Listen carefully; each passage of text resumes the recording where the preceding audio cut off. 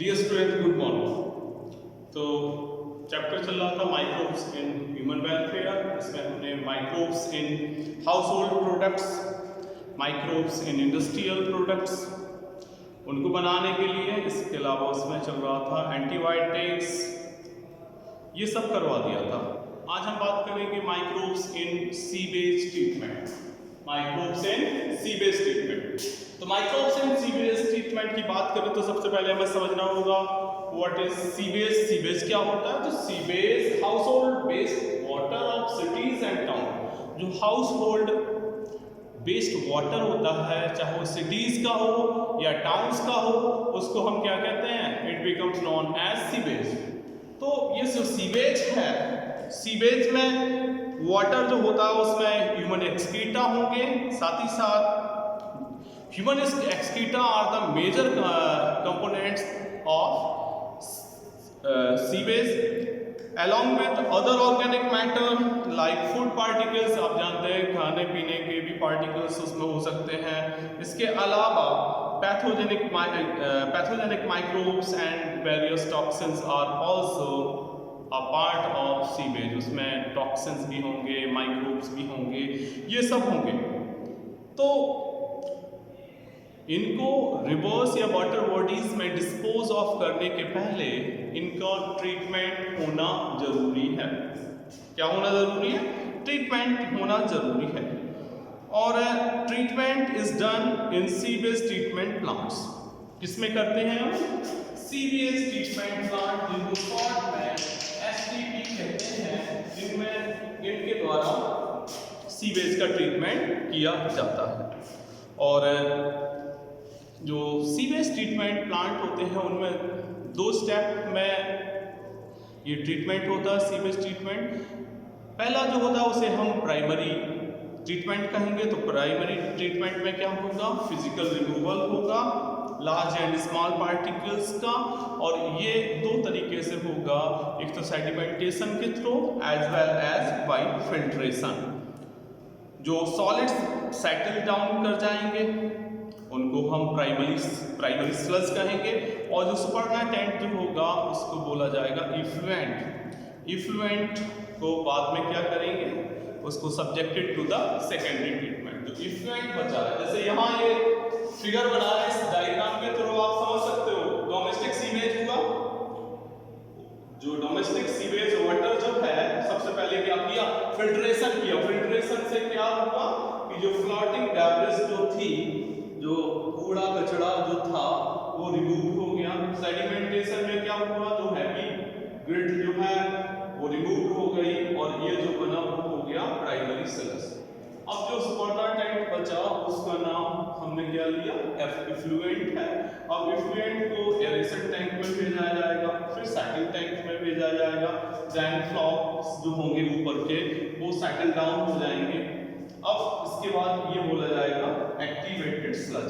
अब activated sludge जो है उसमें एनारोबिक जो स्लज डाइजेस्टर होंगे वो क्या करेंगे? उसका डिकम्पोजिशन होगा, फाइनली बायोगैस फॉर्म होगी। इसको हम फिर ये इफ्लुएंट जो है उसको रिलीज कर दिया जाएगा इन रिवर्स और वाटर स्ट्रीम। तो ये एक आइडिया आपके मन में आ गया होगा about the primary and secondary treatment. ये प्राइमरी और सेकेंडरी ट्रीटमेंट का तरीका है कि कैसे ये प्राइमरी और सेकेंडरी ट्रीटमेंट किया जाएगा। तो ये तो बात हो गई। अब सेकेंडरी ट्रीटमेंट को फिर से समझो। जो एरेशन टैंक होंगे, बैक्टीरिया, फंगस, ये कांस्टेंट ग्रोथ करेगी, एरेशन। अब इसमें क्या होगा कि विग्रस एजिटेशन वाटर का किया जाएगा। बैक्टीरिया और जो फंगस होंगे वो फॉर्म करेंगे मेस लाइक स्ट्रक्चर, और this structure is known as flocs, और जिसे कंज्यूम कर लिया जाएगा, जो कि मेजर पार्ट होगा इफ्लुएंट का। यहाँ एक बात और आपको देखनी है कि जो इंडियन गवर्नमेंट है तो उसकी तरफ से एक ऑर्गेनाइजेशन है जिसका नाम है MOEF।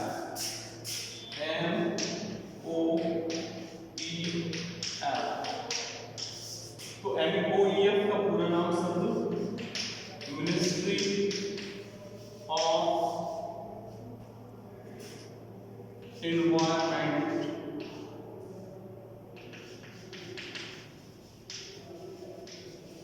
क्या लिखा आपने?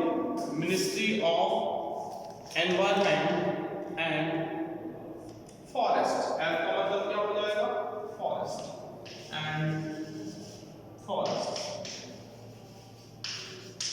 ये MOEF है, ये बहुत सारे प्रोजेक्ट चलाती है, जिनमें एक तो GAP है जिसको हम कह सकते हैं गंगा एक्शन प्लान, और एक हो जाएगी YAP जिसे कहेंगे हम यमुना एक्शन प्लान।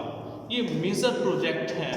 इन प्रोजेक्ट में आपको पता है कि गंगा और यमुना नदी प्रेजेंट टाइम बहुत ज़्यादा पॉल्यूटेड है और बहुत सालों से पॉल्यूटेड हैं, जिसकी वजह है कि अनट्रीटेड जो वेस्ट सीवेज होता है, चाहे वो डोमेस्टिक हो या अदर हो, उसको डायरेक्ट मिला दिया जाता है गंगा या यमुना के पानी में।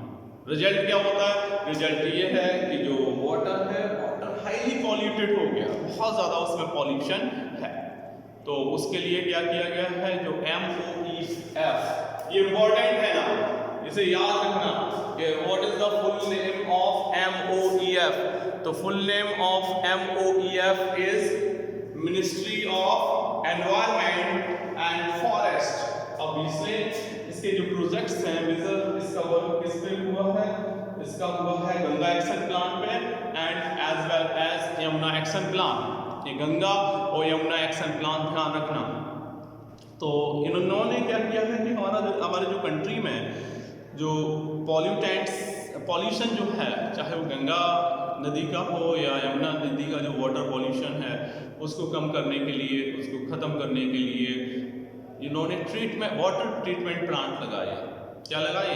सीवेज ट्रीटमेंट प्लांट लगाए हैं, जिनके द्वारा क्या होगा, ये आप कानपुर में या अदर जगह जाएं तो बहुत सारे ये सीवेज ट्रीटमेंट प्लांट, जिनको STP कहते हैं, लगाए गए हैं, जिनमें क्या होता है कि सबसे पहले प्राइमरी ट्रीटमेंट कराया जाता है, प्राइमरी ट्रीटमेंट के बाद क्या होता है? सेकेंडरी ट्रीटमेंट होता है, फिर जो एफ्लुएंट होता है उसको रिलीज किया जाता है किसी भी वाटर सोर्स में, चाहे वो रिवर हो या चाहे वो अदर वाटर बॉडीज हो। तो उससे क्या होगा कि जो भी रिलीज वाटर होगा, इफ्लुएंट होगा, ट्रीटमेंट से क्या होगा, उसके अंदर की जो भी इम्प्योरिटीज़ होंगी, टॉक्सिन्स होंगे, ह्यूमन एक्सक्रीटा से लेके बहुत सारी चीज़ें अभी बताई थी, वो सब जब जाएंगी तो क्या होगा, जब रिमूव हो जाएंगी तो जो ट्रीटेड वाटर होगा, वो सीवेज ट्रीटमेंट प्लांट के थ्रू जो वाटर जाएगा वो काफ़ी हद तक सही होगा और वो पॉल्यूशन को रोकेगा, क्योंकि जब अनपॉल्यूटेड वाटर जब मिलाया जाएगा तो पॉल्यूशन नहीं होगा। तो इसका ये आप लोग क्या करो, इसका स्क्रीनशॉट ले लो, जल्दी से ले लिया स्क्रीनशॉट, ठीक है। तो ये तो हो गया माइक्रोब्स इन सीवेज ट्रीटमेंट। इस सीवेज ट्रीटमेंट में आपको हमने बता ही दिया प्राइमरी ट्रीटमेंट और सेकेंडरी ट्रीटमेंट। अब हम बता रहे हैं microbes in production of biogas.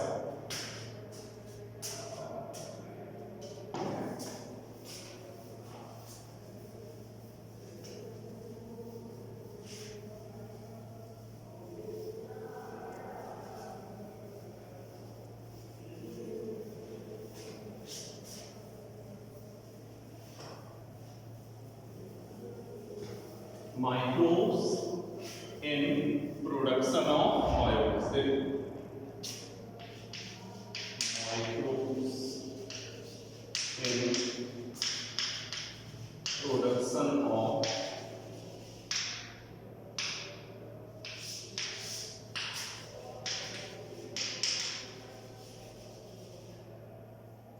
ये भी बहुत इंपॉर्टेंट टॉपिक है, microbes in production of biogas, ठीक है ना। तो हेडिंग क्या है? Microbes in production of biogas. Biogas आखिर क्या है? सबसे पहले हमें समझना होगा व्हाट इज बायोगैस। तो बायोगैस क्या है? एक मिक्सचर है गैसेस का, जिसमें मुख्य रूप से क्या होते हैं? मीथेन होता है। मेनली क्या होता है? Methane. Biogas is a mixture of gases. अब इस मिक्सचर में क्या होगा? मेनली मीथेन होगा।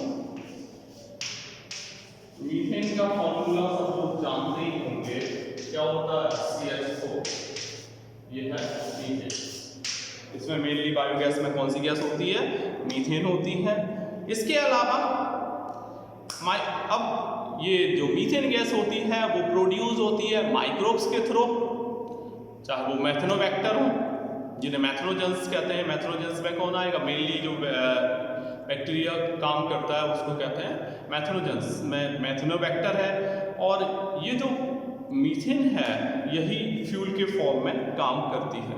इसके अलावा अदर गैसेस भी इसमें निकलेंगी, बनेगी। इनमें कार्बन डाइऑक्साइड होगी एज वेल एज हाइड्रोजन होगी। जो such microbes use cellulose as digesting substrate.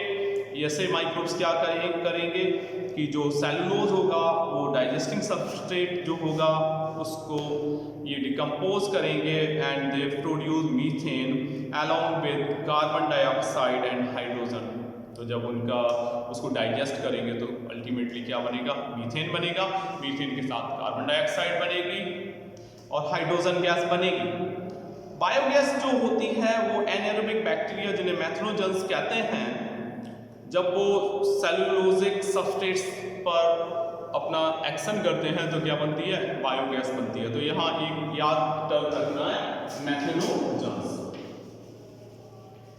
क्या नाम बताया, मैथनोजेंस। उनमें भी सबसे मेन मैथनोजन है, इसका नाम है मैथनोबैक्टर। ध्यान रखना क्या है, मैथनोबैक्टर। तो बायोगैस का मतलब क्या बताया हमने, biogas is a mixture of various gases और इनमें सबसे ज़्यादा इंपॉर्टेंट क्या है, मीथेन बनेगी जो कि फ्यूल का काम करेगी। साथ ही साथ अदर गैसेस कार्बन डाइऑक्साइड बनेगी, हाइड्रोजन भी बनती है। ठीक है, तो आज के लिए इतना ही। इससे रिलेटेड जो बायोगैस से रिलेटेड है नेक्स्ट टाइम बताएंगे। Thank you so much, have a good day.